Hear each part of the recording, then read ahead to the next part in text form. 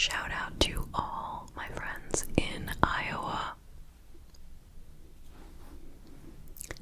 This case is extremely recent. It is the case of a TikToker named Russo, also known as Maddie Russo. And I don't have a lot of background information.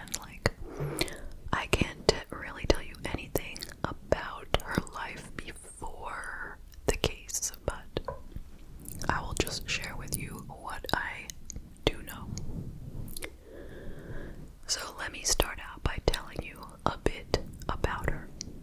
Now, what I am going to tell you is her story as she presented it on TikTok. So, she is 19 years old. She comes from a town called Bettendorf, Iowa. She is a student at St. Ambrose University in Davenport, Iowa. She explained that when her older brother was 18, he was diagnosed with type 1 diabetes. And so they tested her at the same time to see if she had the antibodies that would suggest that she was going to also come down with type 1 diabetes. And unfortunately, she had all of those markers, meaning that she would potentially probably come down with type 1 diabetes. And she did when she was 17 in the year 2020. She was diagnosed with type 1 diabetes. Now, 2 years later, it was February of 2022, and she went for a regular checkup at the doctor, and she had blood drawn, and the lab results came back with a high level of white blood cells. So they did further testing, and she states that it was February 10th of 2022 when she received a phone call. She was in one of her college classes at the time of the call, and she was told that she has stage 2 pancreatic cancer, and she has a tumor the size of a football that wrapped around her spine. So it was, as she said, the worst moment of her life, as you can imagine, because pancreatic cancer is very, very serious and generally hard to cure, or I don't know if you use the word cure, but you know what I'm saying. It's a big one, you know. So she began treatment immediately. She was getting oral chemotherapy, so meaning, I guess, you know, some kind of a pill, something she took by mouth as opposed to getting it through IV. And she got radiation, and she was told 3 months later that the tumor had begun to shrink, but it had spread to her blood, and she was diagnosed with acute lymphoblastic leukemia. So now she was fighting both of these types of cancer. And she urged everyone who was watching her to make sure to get regular checkups and get your labs taken, so that if anything serious is found, at least it will be early on, and you'll have a better shot at, you know,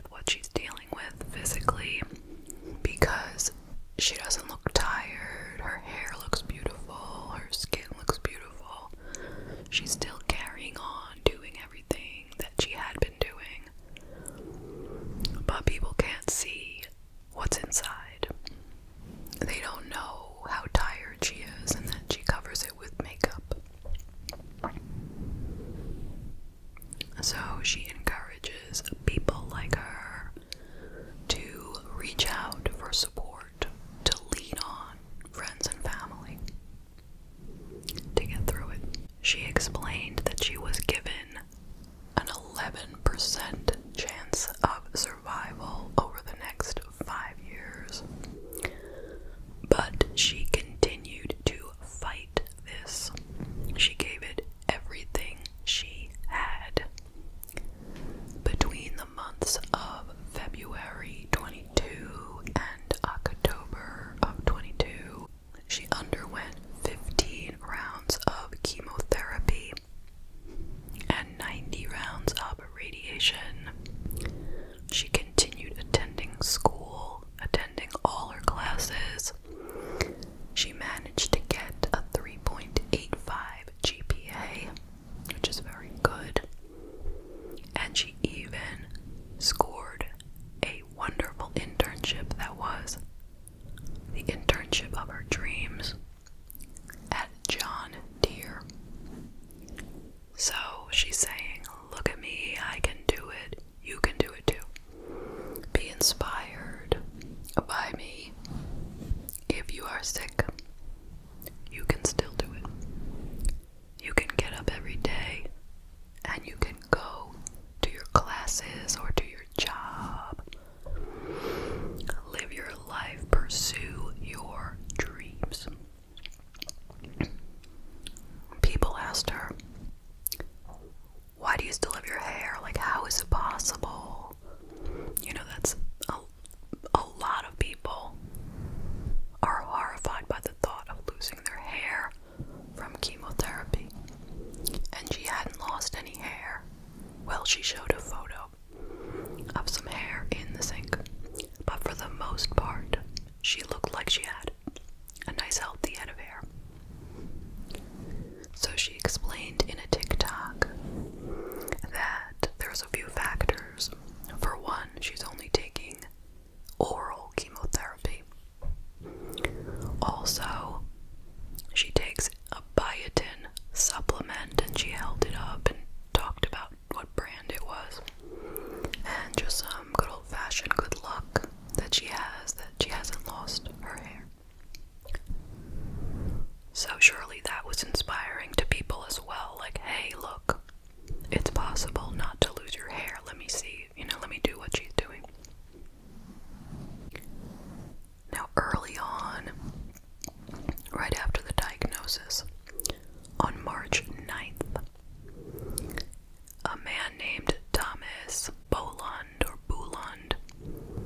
started a GoFundMe account for her. Now, we don't know who he is. We don't know if he's her age or older, or if he's a friend or what. No idea, okay? But this is part of what it said on the GoFundMe page. Quote, as one can imagine, this diagnosis has been very hard on Maddie's family. Just like with any cancer diagnosis, the cost of medical bills, gas, meals, and expense can be a burden, and that is something this family should not have to worry about. If you are able to, donations would be greatly appreciated to help cover medical expenses and to allow Maddie to focus on one thing only, which is to show that she is stronger than cancer and will beat this. Please donate, share if you can. And lots of people were donating. A total of 439 people donated, and the amount that she had received by January of 2023 was a little over $37,000. In addition to that, she also received private donations outside of GoFundMe from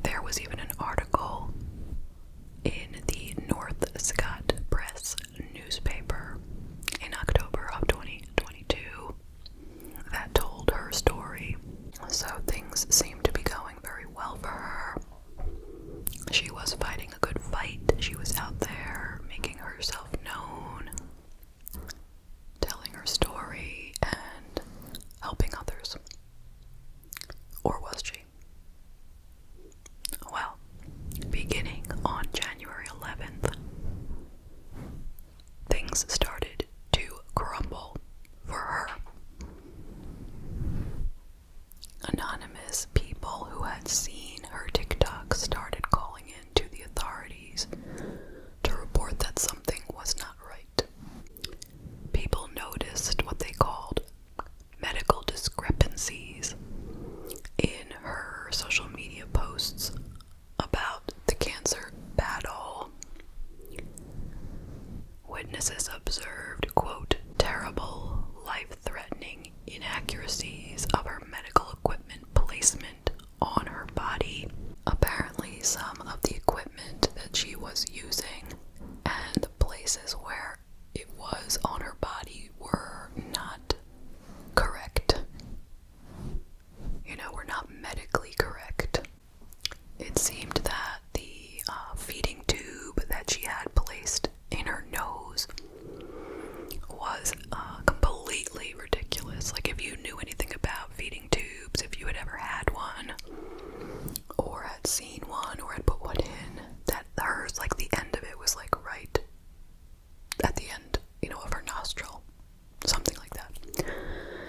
And some of, like, the ports that were connected, that were taped on to her chest, those were in the wrong place, and everything just seemed wrong to people who knew what it was supposed to look like.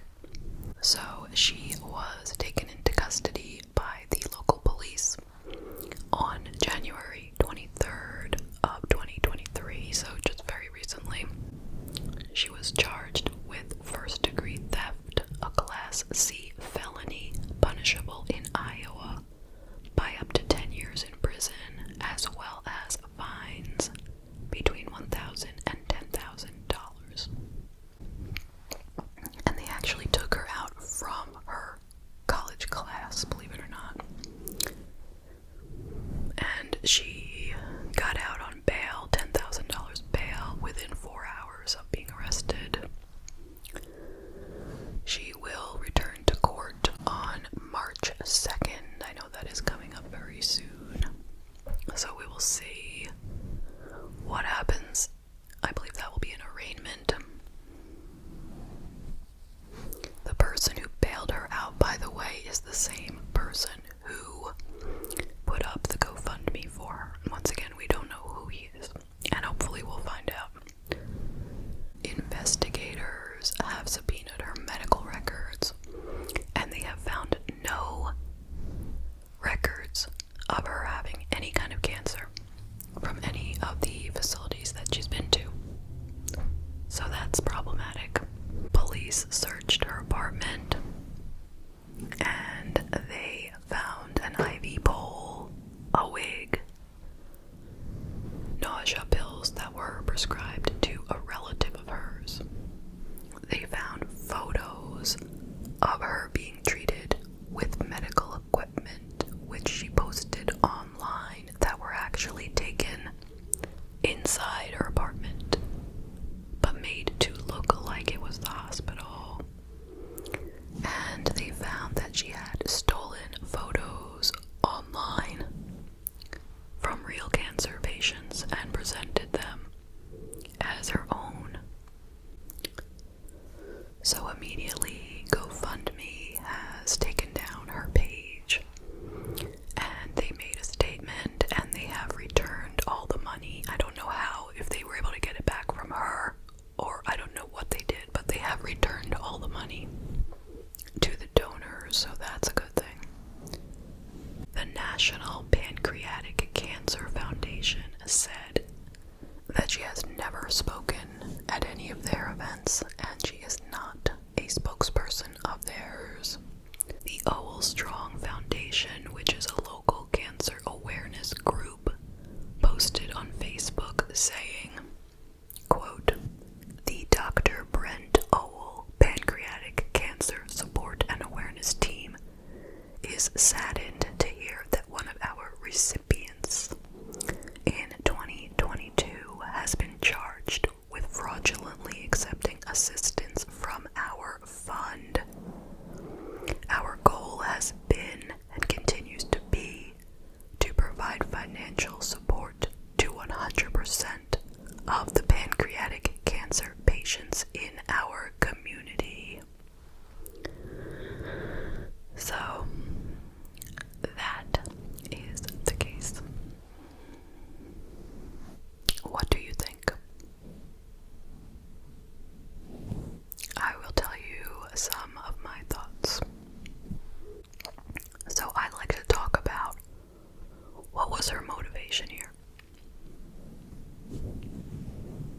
Was it purely financial?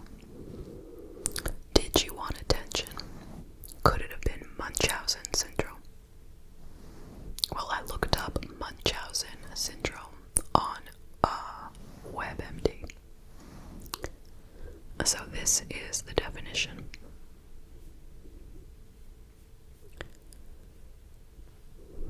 It's a factitious disorder, a mental disorder in which a person repeatedly and deliberately acts as if they have a physical or mental illness when they are not really sick. People with this syndrome deliberately produce or exaggerate symptoms in several ways. They may lie about or fake symptoms, hurt themselves to bring on symptoms, or alter tests, such as contaminating a urine sample. And here are some warning signs of Munchausen syndrome. Dramatic but inconsistent medical history. Hers was dramatic, but was it inconsistent? I don't know. Unclear symptoms that are not controllable and that become more severe or change once treatment has begun. Yes, she did say first she had pancreatic cancer, then it became leukemia. So she has that one. Predictable relapses following improvement in the condition. Well, that also, she said that the tumor got smaller, the one that was wrapped around her spine, but then she found out she had leukemia.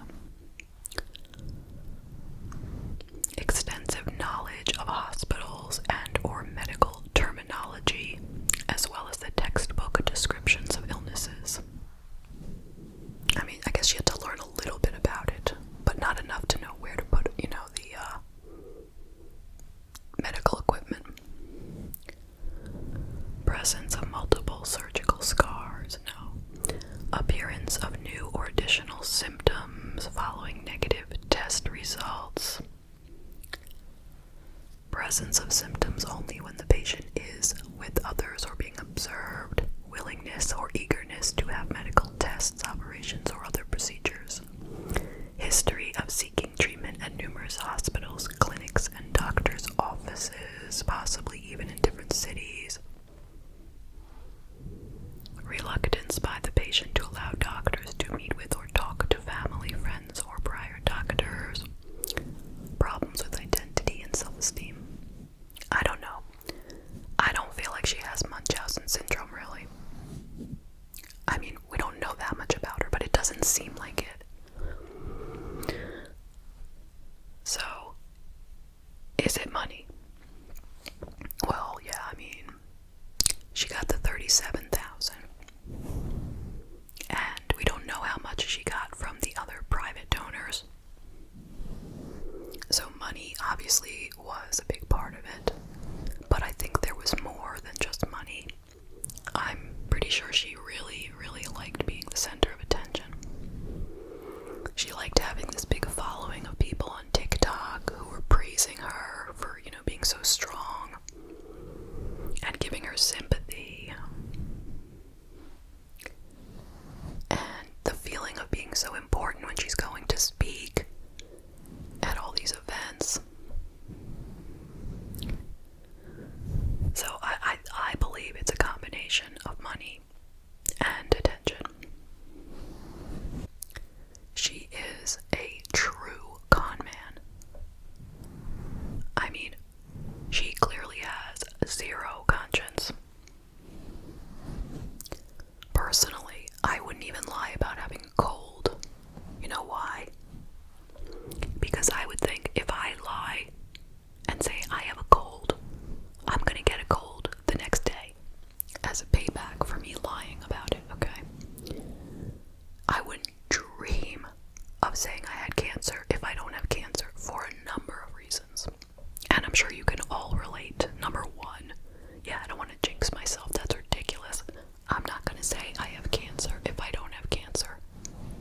Because then, just like the cold, I'll wind up getting it. Knock on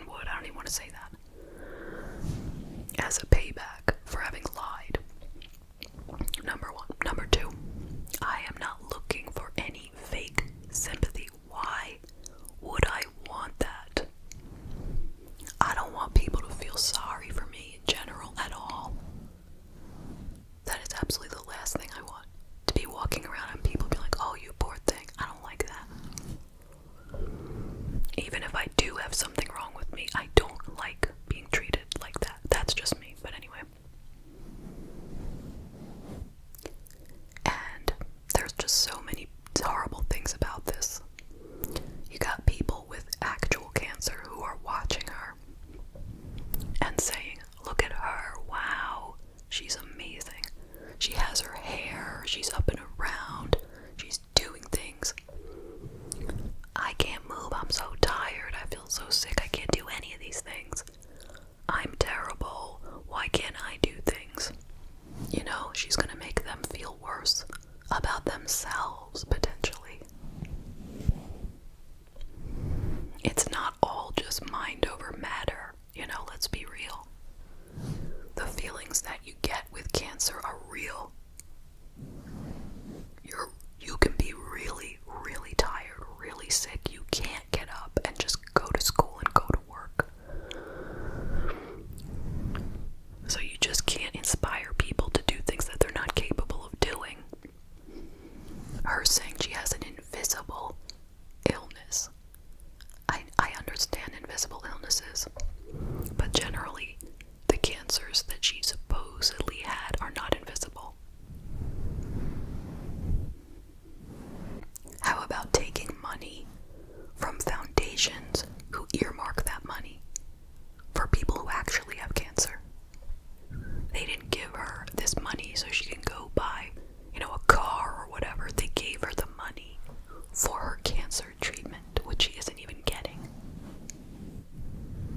Or for expenses involved in it, you know, to help her family out. I mean, I wish I knew about the family, you know, what they think about this. But no, we don't have anything at this point.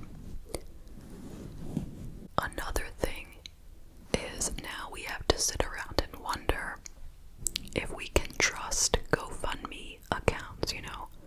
Do we know if they're real? Are these people fake? I mean, that was always a concern, right? If you didn't know the person, if they were a total stranger, their story could be fake, right? But the more you hear these kind of situations, the more you begin to distrust GoFundMe, you know? So will less people be willing to donate?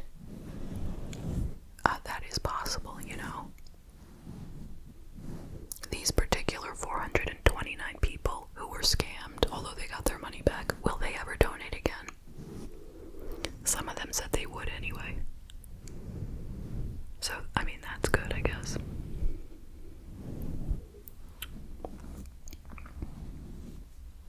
But the thing is, here you have a young girl. She's only 19.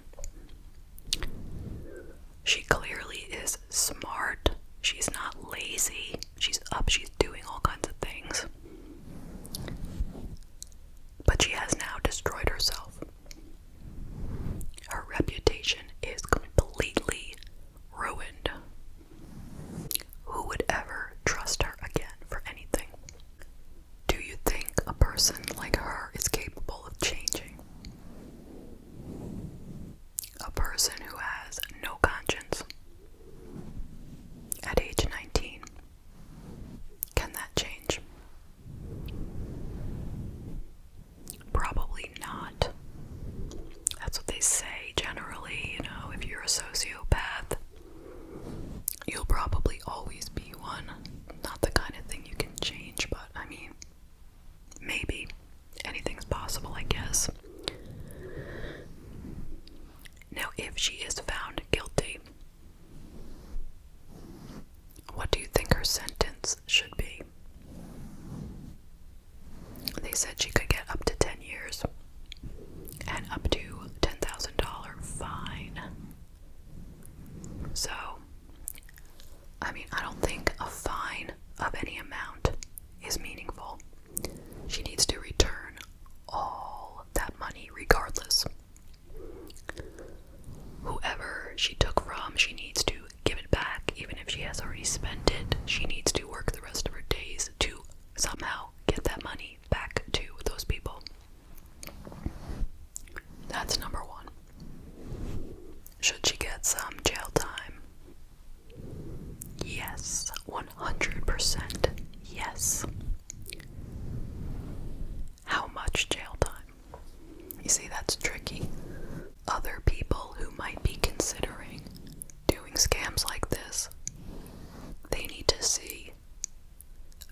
you can